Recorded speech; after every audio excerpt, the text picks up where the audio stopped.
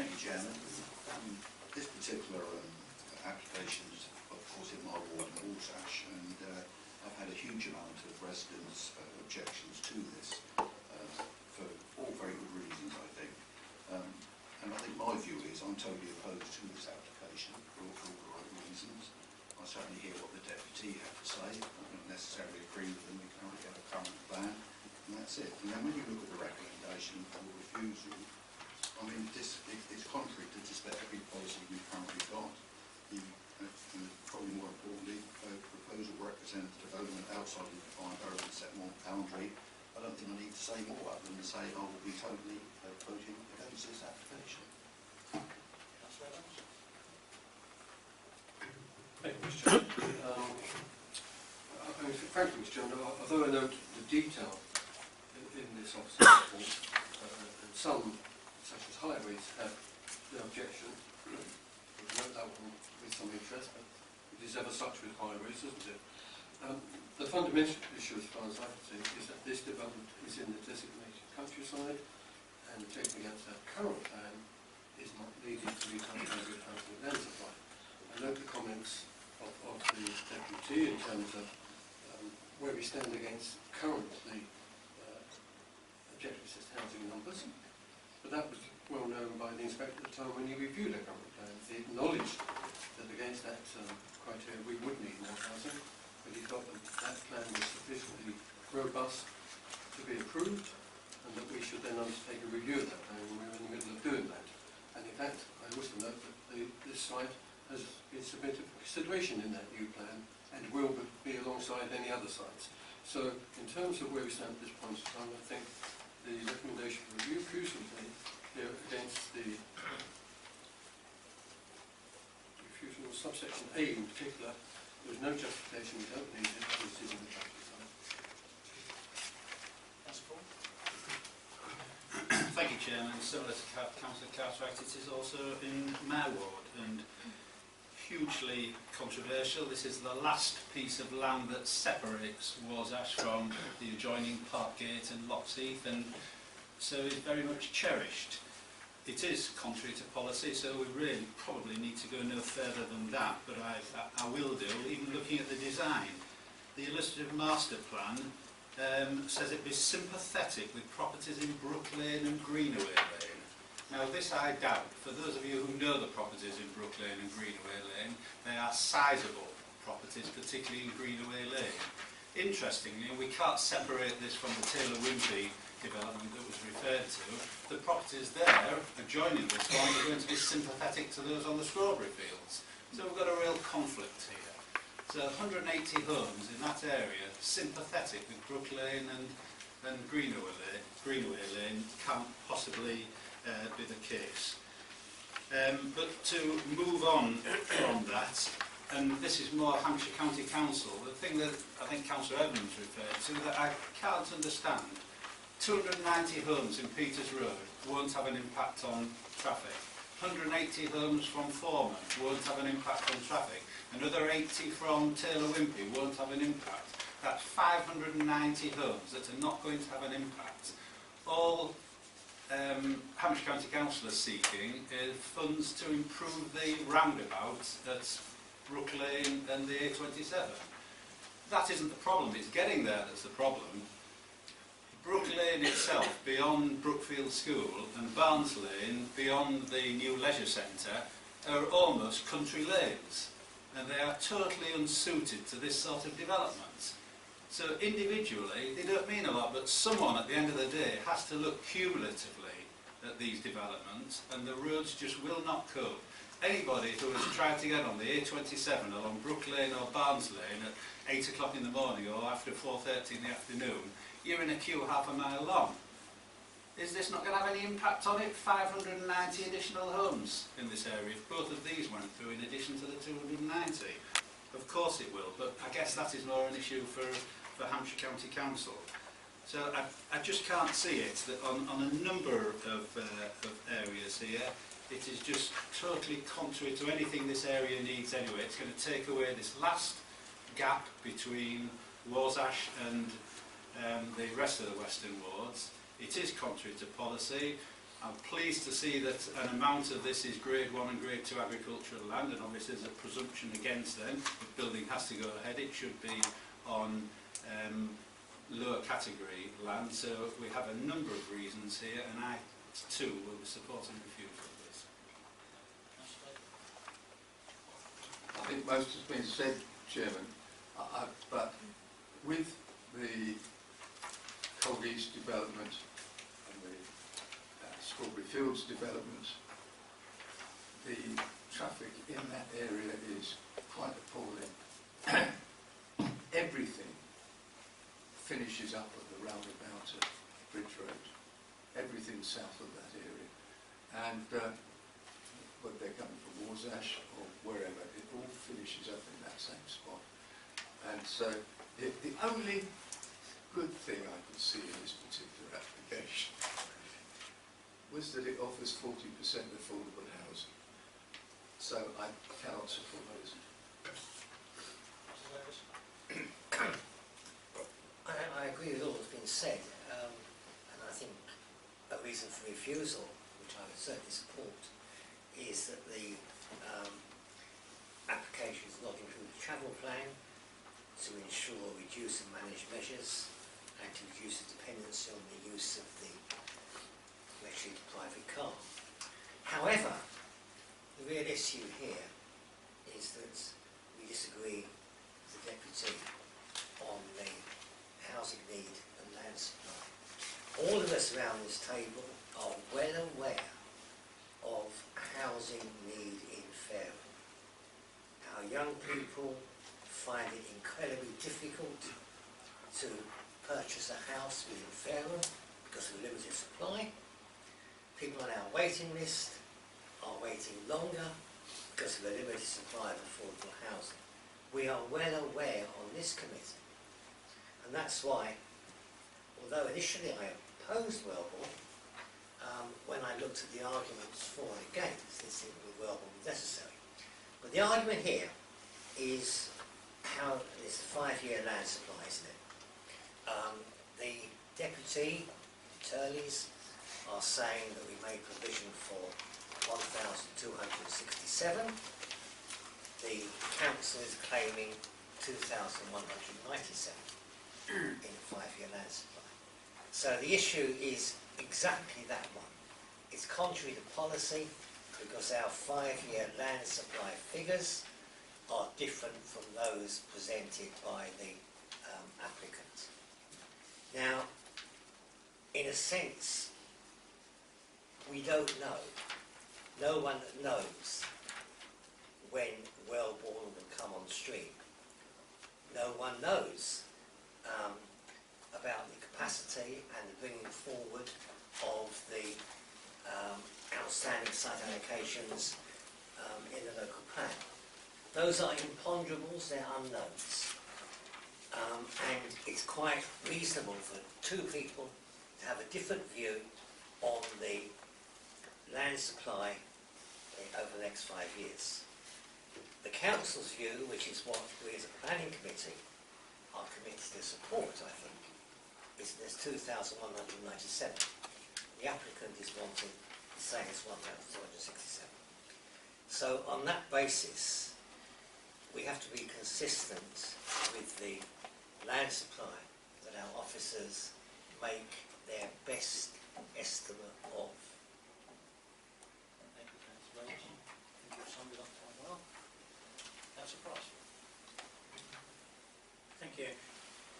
I'm becoming concerned about highway issues. Now, I agree with the colleagues down the end of the table that there will be a number of highway issues relating to any development in this sort of area.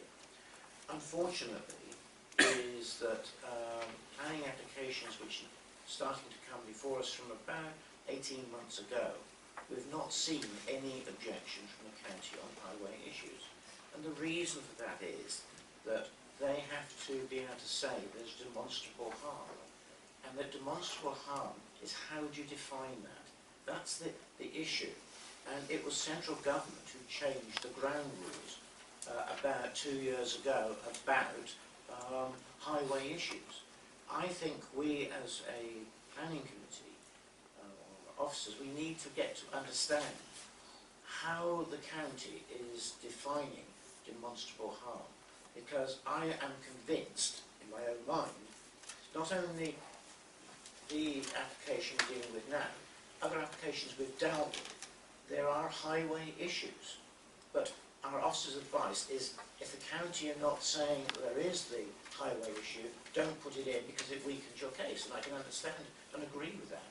But I think we need to get members to understand how the county now are actually looking at highways.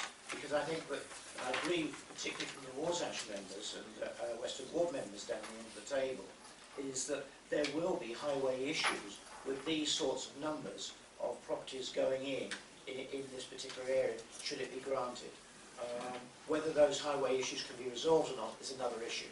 But I think from a planning point of view, we need to understand, because otherwise we will never be putting in highway issues in the future. Thank you. Thank you, Councillor Morrison. Councillor Banks. Just to say, I agree with the statements that have been made by my colleagues, and just to follow through on the Hampshire County Council traffic concerns.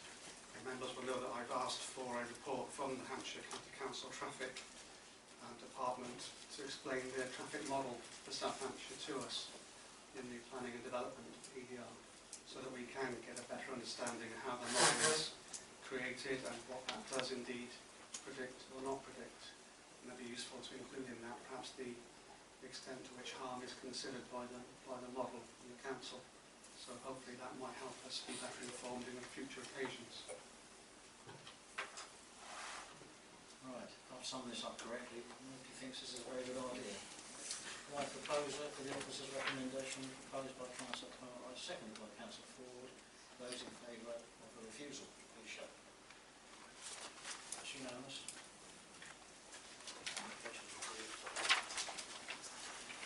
Right, pack of these on item 2.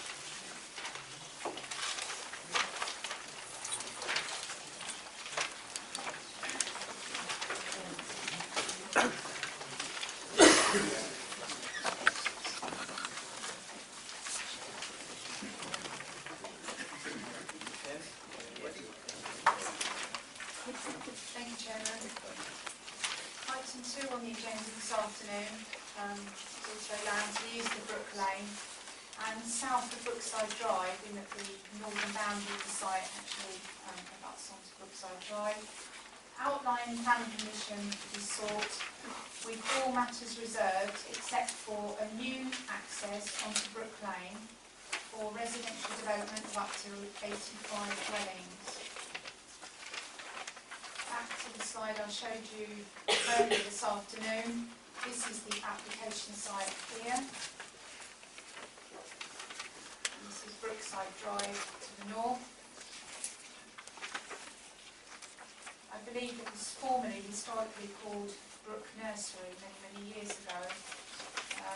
Again, just to remind members, we've got the Strawberry Fields development to the north, the land washed in brown is the urban settlement boundary, Warsash, Brook Avenue, Barnes Lane, and then over on the eastern side we've got Locks Heath, Lockswood Road, and again the site lies entirely outside of the urban settlement boundary within the countryside.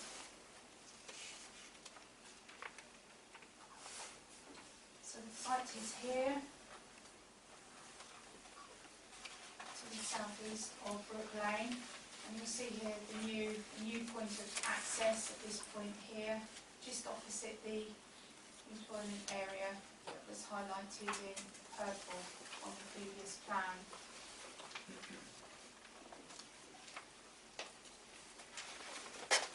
The new point of access, as I just mentioned, is sort of centrally within the frontage along Brook Lane, with an area of open space next to this property here, which is 120 Brook Lane. There are just a small number of residential properties opposite the site here. This is an office building, and then there's 3 properties here in Brook Lane, one backland site. These properties have oblique views across to the application site. This plan sort of demonstrates a lesser, lower density around the edge of the site, and then more dense as you get to the centre, but no more than 2.5 metres, 2.5 stories, in height.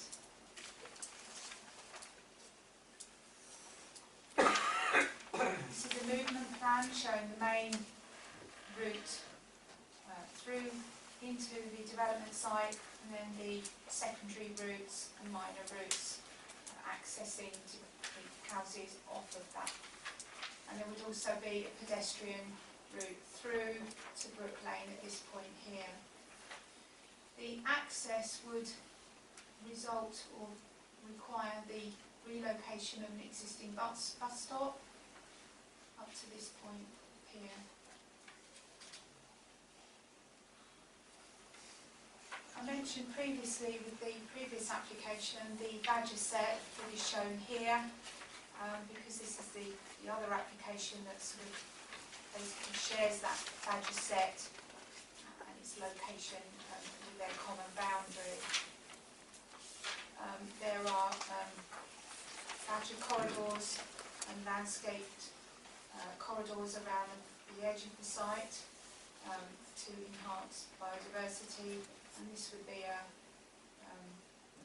balancing pond or a sort of dry pond in this area here towards the front.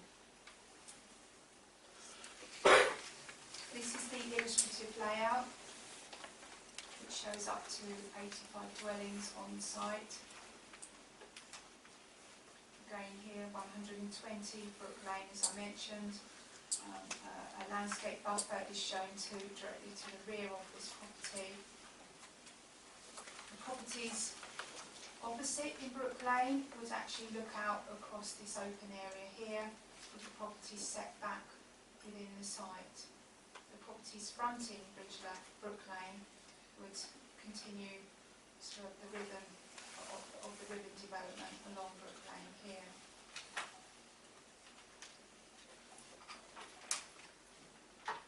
The density equates to net density of 35 dwellings per hectare. These are some photographs. This is the existing access to Brookside Drive. So this is our site here. The new access from Brook Lane would be approximately this location.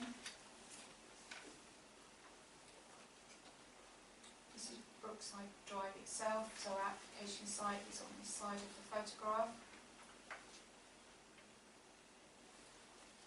Looking across into the site from Brookside Drive. This is taken from the corner of Brook Avenue, looking across Brook Lane into the site, and this is to see the top of 120 Brook Lane here. So the land consists predominantly sort of scrub land. There are a small number of very old agricultural buildings, but they're sort of consumed with all the undergrowth.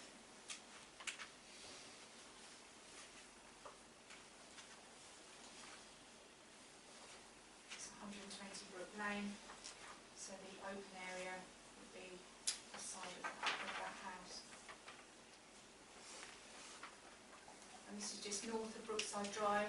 You can see strawberry fields through the trees, and this is part of a 15-metre buffer that was a requirement of this housing allocation, separating this housing allocation at the time from the countryside to the south.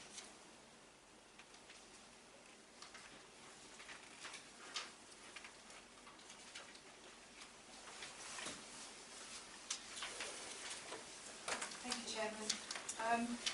This application again was before members this afternoon with a recommendation to refuse. Page 51 and 52 of your report lists the reasons for refusal. The site, obviously, from a policy point of view, again, is clearly outside of the urban settlement boundary. And again, the applicant has challenged the council's 5-year land supply. But again, the position is clearly set out within my report this afternoon. Thank you, Chairman. I'm happy to take any other questions.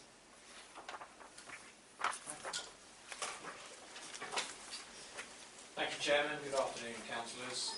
The officer's report confirms the remaining area issued with the application proposals is their location immediately adjacent but beyond the settlement policy boundary as defined in the adopted local plan.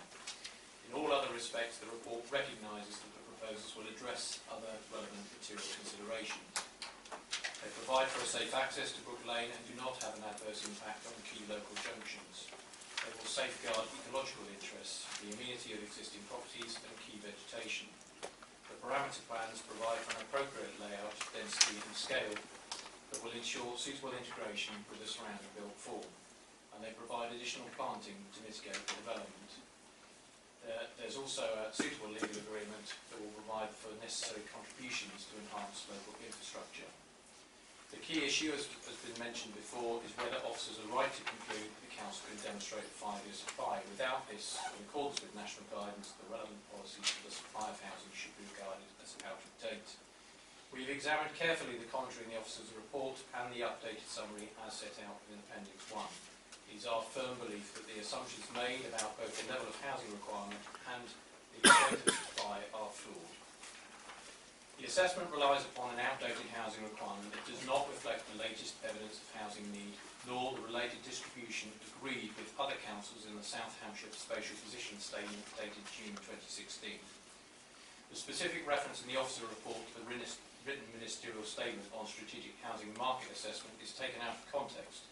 The statement also makes it clear that locally agreed assessments provide important new evidence and should prompt councils to consider revising their housing requirements. In terms of supply, the suggestion that 600 units will be completed at Wellbourne before April 2021 is highly optimistic at best. Land assembly issues remain to be resolved even before any planning application can be forthcoming.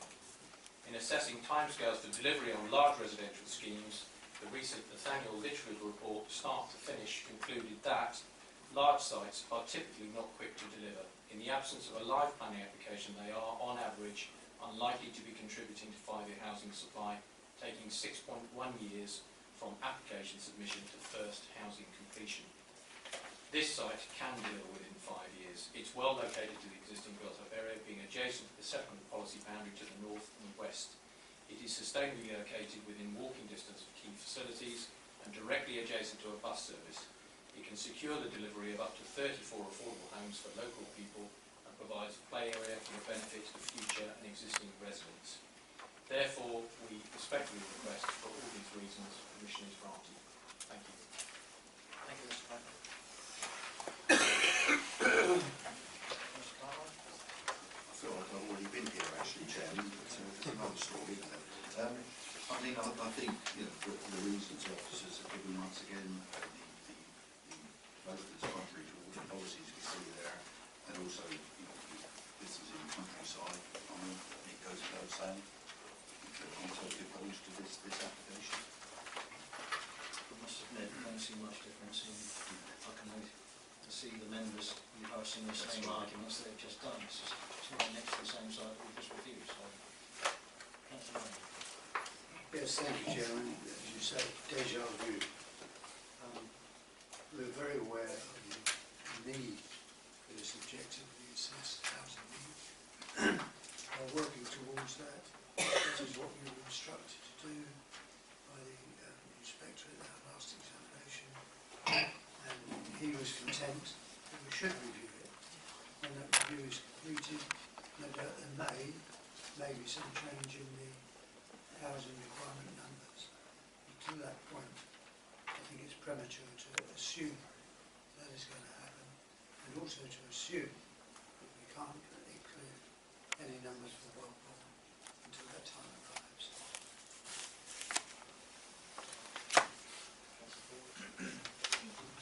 Thank you, Chairman. And similarly, we're probably just rehearsing what we've said previously. So similar issues regarding transport accessibility, although Hampshire County Council haven't commented on it. Again, consistent with the development above, and I think that sounds to be more realistic than the previous one that was going to be sympathetic to Greenaway Lane and Brook Lane. However, the two are butting up to each other and will not be sympathetic with each other. Now, I know we're probably in a fairy tale land here, but wouldn't it be nice if developers could get together and come up with an overall plan that is sympathetic to each other? And we could perhaps look at access. Do we need two accesses? Would one access be okay? But okay, that's probably taking things a little bit too far. So once again, impact there. And I even look at these poor old badgers. We've got 7 badger sets have been identified, and I don't know whether these comments have come from our officers or from the applicant, but you know, it is somewhat like reading Enid Blyton. We're going to allow them to move through the site, commuting paths, vegetated corridors, commuting opportunities to suit the local badger social groups. Now, that is of course if the building hasn't already scared them off. So, it is very much the same as the last one, contrary to the local plan, and I'll be voting against it.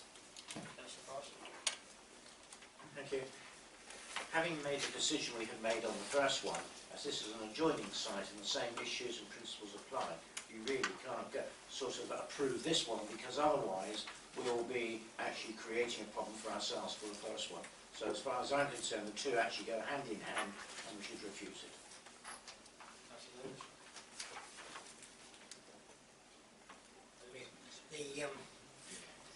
I think we all agree, developers, residents, members of the committee, that there is an acute housing need in Fareham. As I've said so often, a young teacher, as I was 40 odd years ago, would have to spend 6 times his salary to get the smallest, cheapest house in Fareham. When I was a young teacher, it was twice my salary.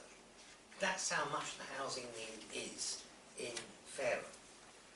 And the question that the developer, the deputy, has raised is a very real question, because it's not so much what the council is saying in terms of its land supply, 2197.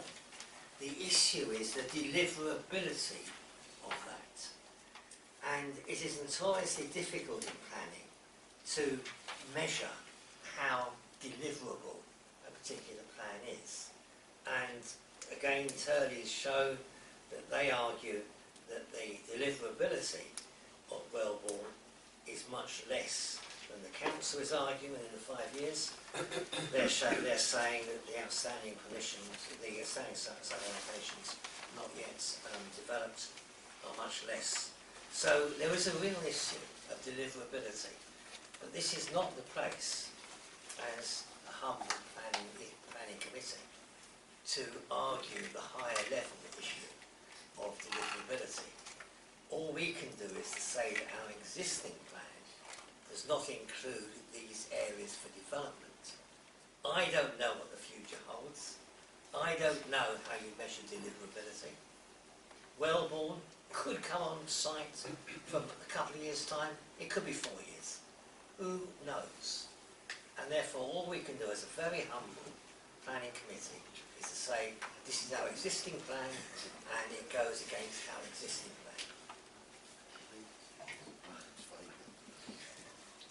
Chairman, I think my view would be that deliverability is going to be an issue for this committee in deciding the planning applications.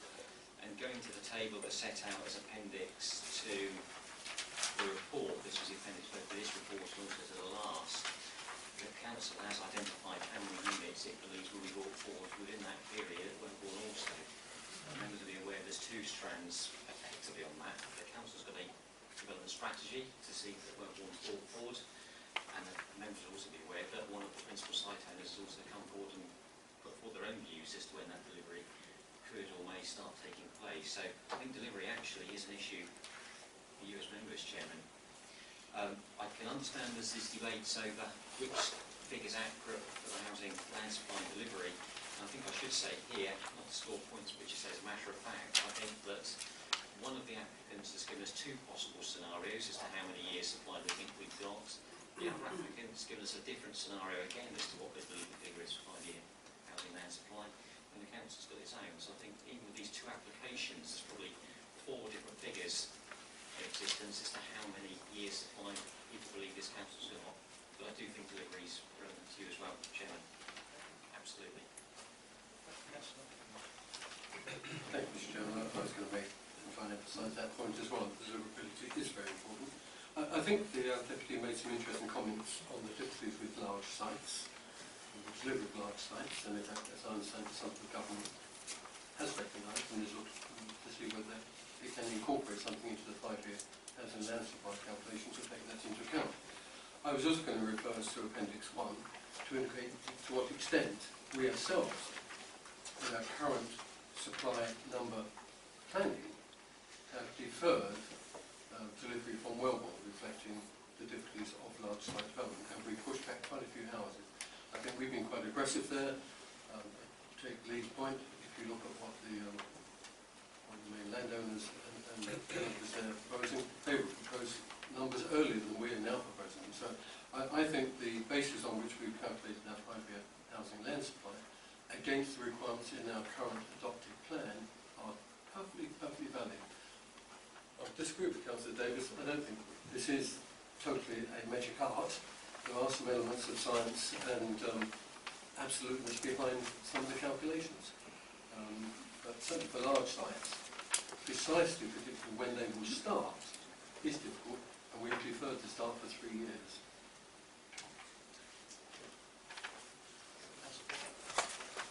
Sorry to trouble you again, Chairman, but just going back to a point that Councillor David made on the last application, that he found one of the favourable things, and he's quite correct, is that both of these applications are offering 40% affordable housing.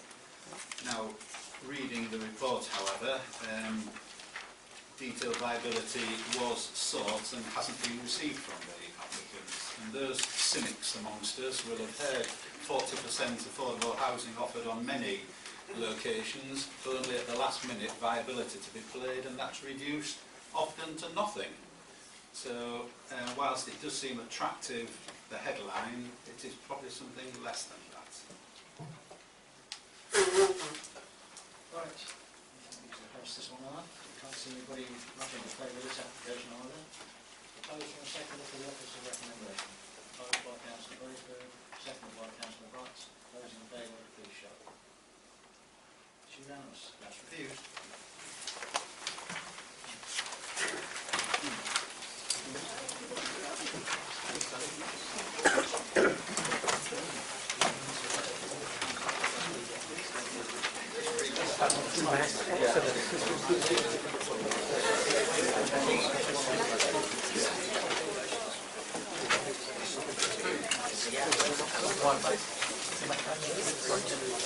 You are?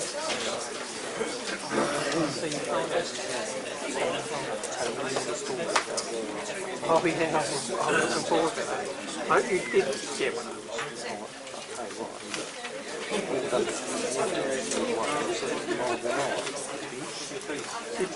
I don't know if you feel, but there was an article in the news a few weeks ago, Steve Peters and myself and Derek commented, and Woodward went on there under the Common View, did you know that? Oh, no. And tore us all a bit and wished on and cleared and all that. I thought, well, I'm pathetic. But you do know that Derek. James Simmons. James Simmons is Derek Marvel. Yes. Oh, I'm absolutely convinced of it.